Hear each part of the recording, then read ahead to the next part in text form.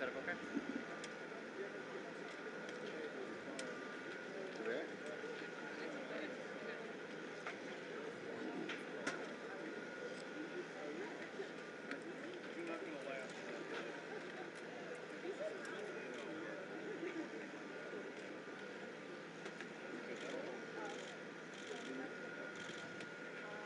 Good afternoon. Thank you all for joining us today for today's press briefing for the continuing search for the submarine from the Canadian research vessel Polar Prince. I'm Chief Petty Officer Robert Simpson, the Assistant Public Affairs Officer for the 1st Coast Guard District. In just a few minutes, or just a moment, I'll be introducing Captain Jamie Frederick. He's one of the response coordinator for the rescue efforts. I do ask after his brief statement, we'll be opening up to some questions for you all. We do have about 10 minutes today, so after his following his statement, we do ask to limit everybody to one question, and we'll try to get around as many as we can. Me and my staff will be available afterwards so that we can take some additional questions that may not have been able to get to or may not answered fully to get your contact information, and our staff will be able to get back to you with that information. This time I'd like to welcome Captain Jamie Frederick, Response Coordinator in the 1st Coast Guard District. Good afternoon. I'm Captain Jamie Frederick with the 1st Coast Guard District Response Department, which oversees search and rescue operations under Rear Admiral John Mauger, the 1st Coast Guard District Commander. I'll provide a brief recap of our coordinated search efforts for the 21-foot submersible with 5 people on board, along with providing an update on current search efforts and plans for the next 24 hours. On behalf of all the men and women of the United States Coast Guard and our search partners, we offer our most heartfelt thoughts and prayers for the 5 crew members, their families, and their loved ones. Our crews are working around the clock to ensure that we are doing everything possible to locate the Titan and the 5 crew members. Yesterday, we stood up a unified command consisting of expertise from the United States Coast Guard, the United States Navy, Canadian Armed Forces and Coast Guard, and the Titan's parent company, Ocean Gate Expedition. This is a complex search effort which requires multiple agencies with subject matter expertise and specialized equipment. While the U.S. Coast Guard has assumed the role of search and rescue mission coordinator, we do not have all of the necessary expertise and equipment required in a search of this nature. The Unified Command brings that expertise and additional capability together to maximize effort in solving this very complex problem.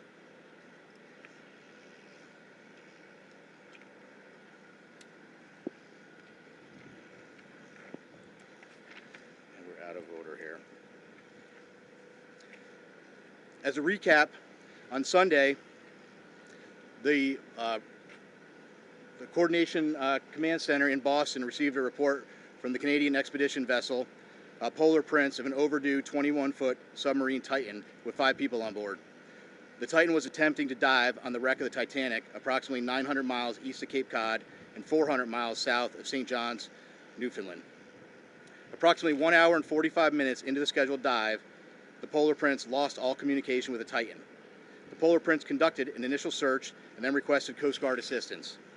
The U.S. Coast Guard in Boston assumed the responsibility of search and rescue mission coordinator and immediately launched search assets.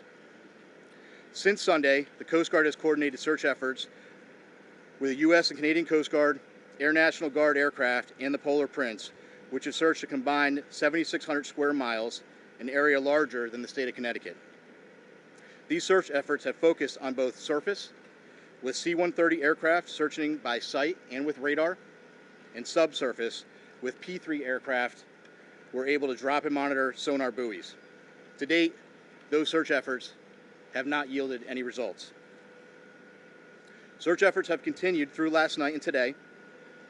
Today, the vessel Deep Energy, a 194-meter pipe-laying vessel, arrived on scene with underwater ROV capability. They have rendezvoused with the vessel Polar Prince and commenced an ROV dive at the last known of the position of the Titan and the approximate position of the Titanic wreck. That operation is currently ongoing. Additionally, a Canadian P-3 aircraft is currently conducting a 6-hour search of the area, and several C-130 aircraft and another P-3 are scheduled to fly this afternoon and this evening. The Canadian Coast Guard cutter, or vessel, John Cabot, is scheduled to arrive later this evening. and several other Canadian Coast Guard vessels and the Coast Guard cutter Sycamore are en route. Additionally, the U.S. Coast Guard has the U.S. Navy's SUPSAL, Supervisor of Salvage and Diving Command, is working with U.S. Transportation Command to bring additional assets to the search area. These more capable assets will be staged at a St. John's for further transport to the search area.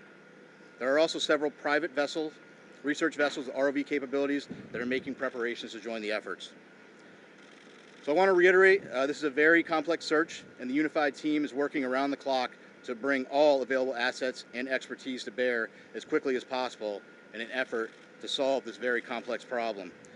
We'll continue to provide updates as they become available. And again, our thoughts and prayers are with the crew and the families and their loved ones. We will provide unwavering effort as we continue the search. And I think at this time we'll open it up and take a few questions. Chief,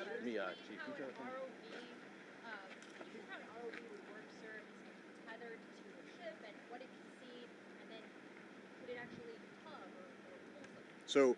So each of the ROVs, so that's kind of a vague question, right? The ROVs have different capability. It's our understanding the current ROV that is deployed at the site now has some limited capability. It has a camera on board, but again, each of those is different, and we'll be gathering more information as that operation goes on through the day. Captain, how many hours ABC News.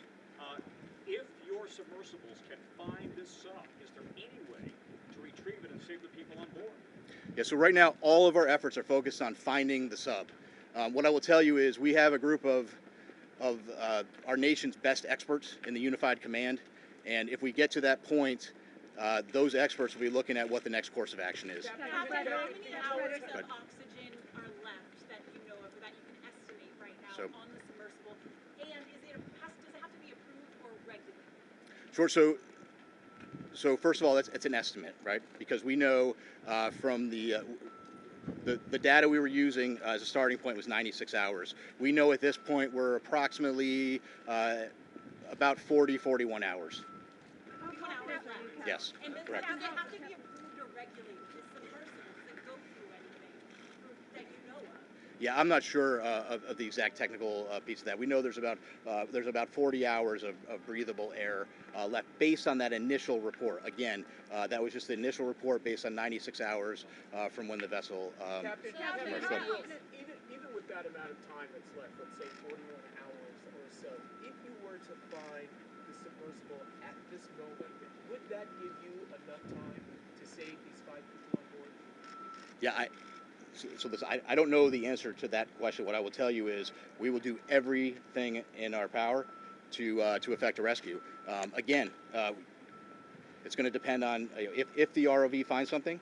It's going to depend on what they find, what needs to be, what steps need to be taken next, and really that is for the experts within the Unified Command to take a look at and then decide what the best course of action is. Captain, BBC News.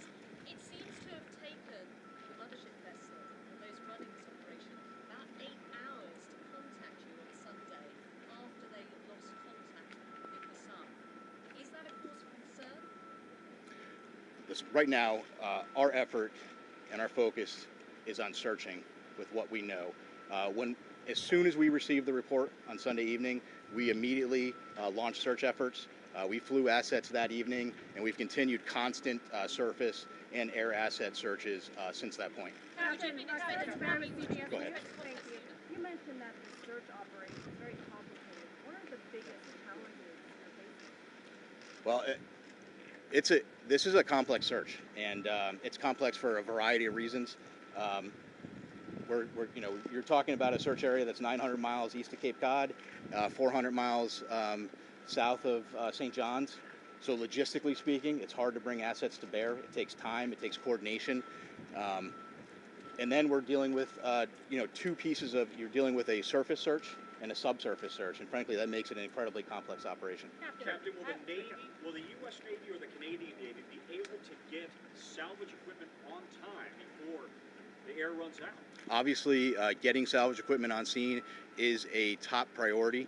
Unified Command is working through that to prioritize what equipment we can get there. There are ongoing operations right now via the U.S. Navy and Transcom to get equipment staged in St. John's and to get it on scene. I can't give you an exact timeline of when that's going to happen. What I can tell you is there is a full court press effort to get equipment on scene as quickly as we can. Is that equipment already on the East Coast, though, or is it coming from the Pacific, for example? No, so some of the equipment that's coming is coming from the East Coast, but again, we're talking about very heavy equipment. It's a complicated transport operation, but the best professionals in the world are working it, and that's U.S. Transcom. What kind of equipment is it? The equipment, can you go into more detail? Do you have a Curve 21 that's being shipped up to that location? And since you don't have a fleet tug vessel with the Apache to decommission, what other assets you have? You have civilian ships. Yeah, so like I said, there are several civilian ships that have offered services heading that way. There are additional Coast Guard cutters. We hope to have a Canadian Coast Guard cutter on scene this evening. We hope that they may be able to assume on-scene commander. Polar Prince has been doing a great job with those duties, but if we could take some of that from them, that would be good. But your question about specific equipment, I'm not going to get into talking about specific equipment. Frankly, I'm not an expert on what that equipment is, but again, I can tell you we have experts in the Unified Command that are going through that, prioritizing what we need, and then how we get it on scene. Can you tell us about the personnel from Boston? How many people from here are out there, and also what equipment? From Boston specifically. Yeah, from Boston. So Boston, where Boston plays a role is the command center, the rescue and coordination center is here in Boston. The aircraft that are coming in are coming from different locations, but the command structure is being worked out of Boston. And I think we have time for two more questions. In all your years of experience, just how unique is this? Has the Coast Guard ever had to deal with anything like this? Well, I don't want to speak about if the Coast Guard has ever. I would tell you it's a unique operation. It's a challenging operation, but right now we're focused on putting everything we can at it and searching as hard as we can and getting the assets out there as quickly as we can. And so these private companies, the other assets that are rushing to the area, what sort of assets do they have? Do they have ROVs? Do they have similar technology that we Yeah, so there are some additional assets with ROVs. There is one asset that is working to get on scene with a decompression chamber. So those are all pieces that are coming together, and we're working those logistical challenges to get them there. And I think we'll take one more. Is a deep-sea rescue a realistic prospect? What would that look like? Well, I can't tell you exactly what it would look like. I would tell you that we are out there, we're searching. We wouldn't be doing this. We wouldn't be searching and putting all effort out there. I think that, if the sub is located, that's a question that then the experts need to look at what is the best course of action for recovering the sub. But I think it's going to depend on that particular situation and if we encounter that. Sir, is it true that the British offered assistance and they were told we don't need your assistance at this point? No, I'm not aware of that. Again, what I would tell you though is that the Unified Command is working through prioritizing. We know that there's equipment out there that can be brought to the scene. The Unified Command is working through prioritizing what equipment we need and then how we get it there. And the So, British are also responding to the ship as well? yes, that's my understanding, correct. And I think we're going to wrap it there. Yep, thank you. Thank you, Captain. Thank you. I really appreciate you guys coming out today. Include this portion of the brief on there. I can stay behind just to take some additional stuff that maybe wasn't answered. We can try to get some information back to you kind of a bit later. Yeah. Yeah. Right, so the Rescue Coordination Center that he's talking about specifically, that's based in Boston. So the personnel that are working in the command and control environment, as far as building a lot of the search and rescue plans, sending out the information, coordinating those pieces, are here. The people affecting the mission, so the pilots, the air crews, all of the ships, those are based out of different areas. So our pilots, air crews are out of Elizabeth City, North Carolina. The Coast Guard cutter Sycamore, I believe, is out of Newport, Rhode Island, but they were operating already in the Arctic. So there are a number of people that are here working in that staff element, but are not physically located out in the search area, if that makes sense. Command and control. It is, yes. Does Ocean Gate have another submersible that they could try to send down there? I don't know. They just have It sounds like, for the most part, the staging area is moving to St. John's. So I believe, yeah, a lot of it into St. John, Newfoundland, right? Yes. Yeah. That's so Our aircraft, the C-130 aircraft, they're based out of there as well. So I know there is a number of pieces going out there. Logistically, it's easier as opposed to from here. Talk about Transcom organizing the different assets available. Transcom is the company you guys. Okay. So can you give a little bit more clarity on what kind of assets we are putting in the water? I specifically asked about the Curve 21. Yeah. Is there one on the way? I don't know. I don't know the answer to that. So I know a lot of those questions were unanswered on there, and it's a lot of it's because we're not the right agency to be asking that. I know as in the command we should be to be the one to give the answer to you, but we want you guys to hear it from the subject matter experts. So that's our next plan. Is what we want to do is give an opportunity for you all to get all of the subject matter experts we can into one location to kind of get those questions answered. To give you kind of the best thing we can do. Yeah. Anticipated that in those 40 hours, will that becomes a recovery mission? I'm sorry. When those 40 hours yeah, are up, yeah. the day for the estimate, is that the moment you shift from a search and rescue to a recovery operation, if you choose to do a recovery?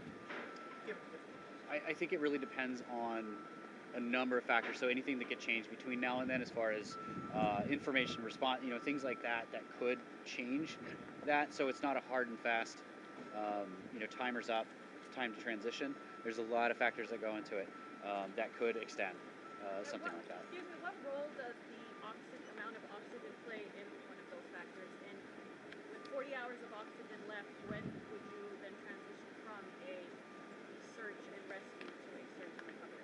I don't know an answer to that. That's definitely outside, but we can try to get back to, as we transition through that phrase, we'll have better answers for that. Is there information about the conditions out there? Like, what exactly are Coast Guard facing? So the weather-wise, yep. So actually, I have, I believe the weather on scene today was 5 to 6 foot seas. What does that mean, sir? Sorry, like a wave? So wave height, 5 to 6 feet. I believe it was 15 knot winds. Visibility was very foggy yesterday with very little nose visibility, but was increasing today, and they were expecting much better conditions from an aerial search perspective. So it's 5 to 6 waves today? Yes. And it's cleared in terms of visibility? Yes. High winds persist, or? It was 15 knot winds. So in terms, it's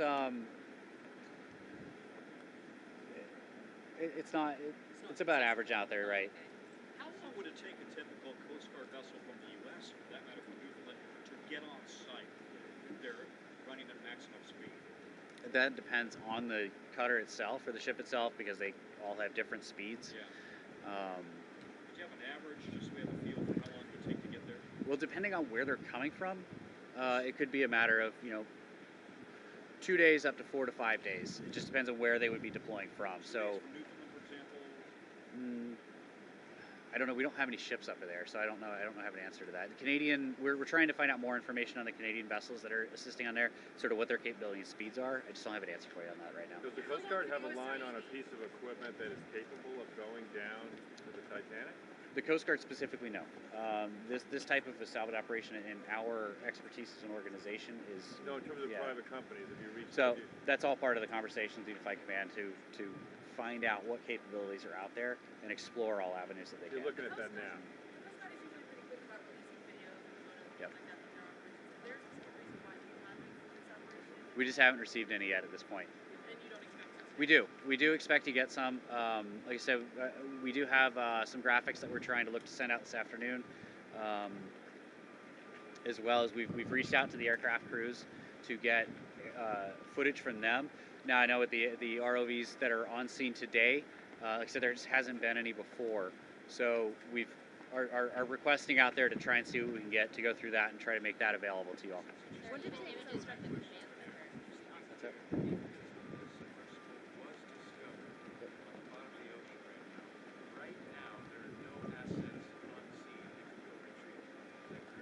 I don't know. I don't have an answer to that. The Coast Guard assets itself, no, we do not have any Coast Guard cutters on scene. No, so the research vessels, I just don't know what the capabilities are at that. Do you think it's pretty unrealistic that it has made its way to the surface and its way to be spotted? Because you've done all of these aerial searches. Are you quite confident it's imminent? That's why we have both types of assets, because we don't want to exhaust one possibility in vice of another. So we don't want to rule out that it is on the surface. And the way that our crews train, this is the environment they train in. They're specialized in being able to see these things from the air. So they've given it everything that they have to it. And if it's on the surface, we're fairly certain that we would be able to find it. And we didn't find out. No, that we will find it if it is on the Do you surface. think it's more likely it's not? It's impossible to say. Can I just ask you to, I realize this may be challenging, you may not have the answer, Yeah. but trying to get a sense of how far away the nearest naval asset would be that has that lift capability, salvage capability. Is it coming from North Carolina, from Florida, from Boston? Can you give us any idea of how far away it might be? No, I don't have an answer to that. Yeah. Do you know if anybody, do you know if that vessel has a pinger or some other way of communicating with From the research vessel, the Titan itself? yeah.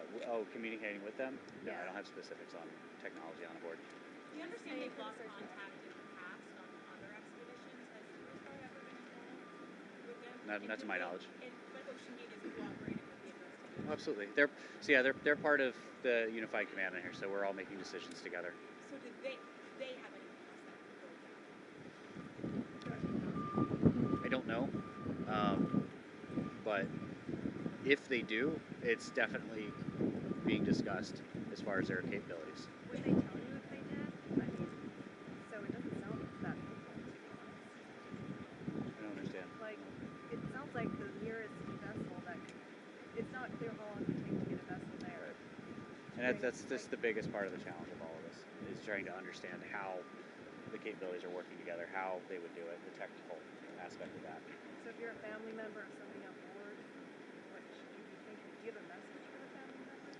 I think it was clearly stay with Captain Frederick on there.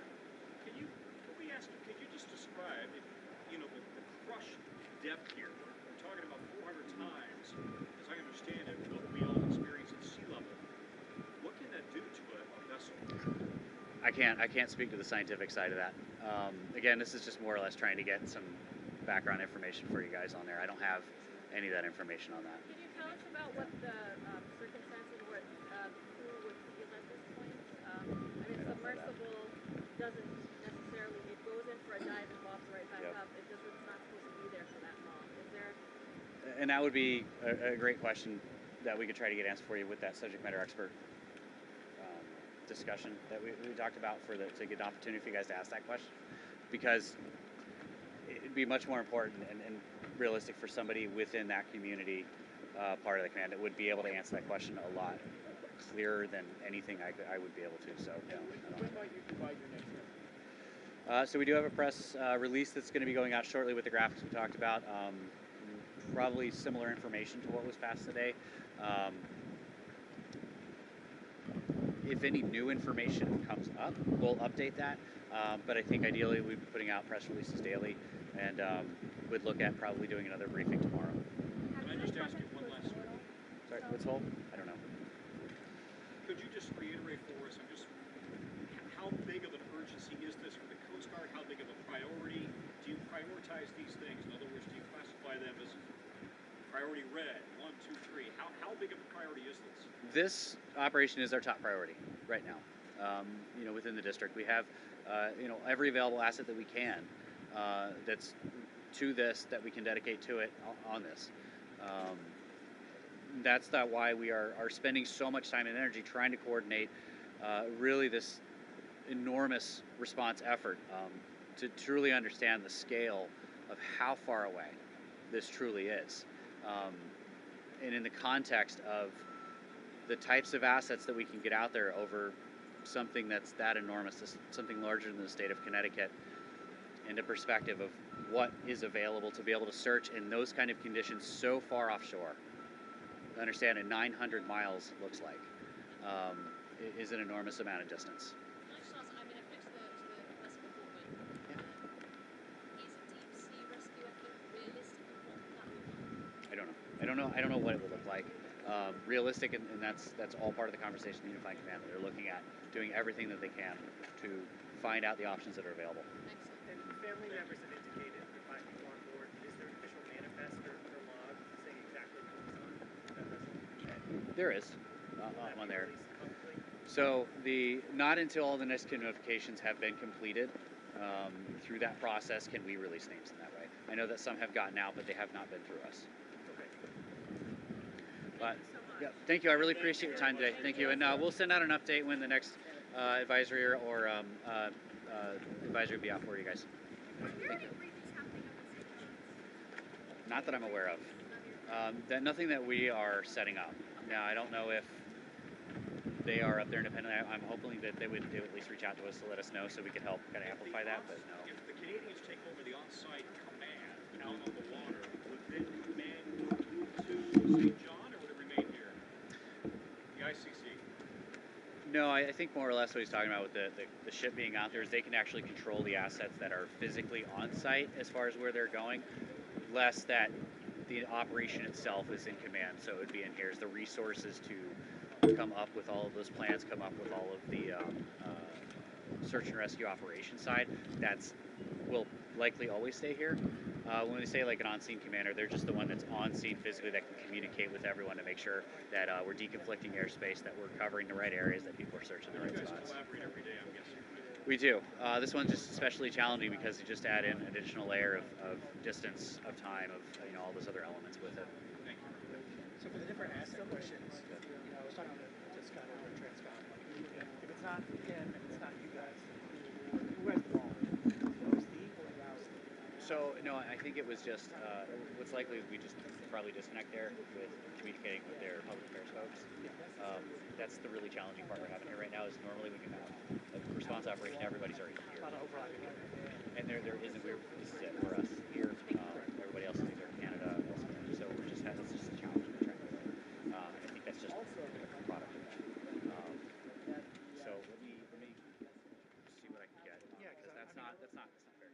Yeah, because like the underwater salvage folks that are probably good for like the remote vessel questions, but I think the guidance they're getting from